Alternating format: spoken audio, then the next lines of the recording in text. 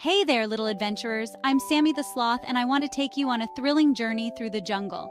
One sunny morning, I found a mysterious map near the riverbank. Can you guess what I did next?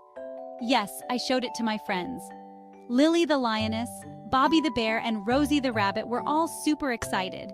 We packed our snacks, grabbed our adventure hats, and off we went. Trekking through the lush greenery, climbing over giant fallen logs, and hopping across bubbling streams. Was it easy? Not all the time, but it sure was fun. And guess what? When we reached the cave mentioned on the map, our eyes widened with amazement. The walls were sparkling with crystals, shimmering like tiny stars. But our adventure didn't stop there. Deep inside the cave, we heard a low, rumbling sound. It was a baby monkey, trapped under some heavy rocks. Together we pushed and heaved until the rocks moved, and the little monkey was free.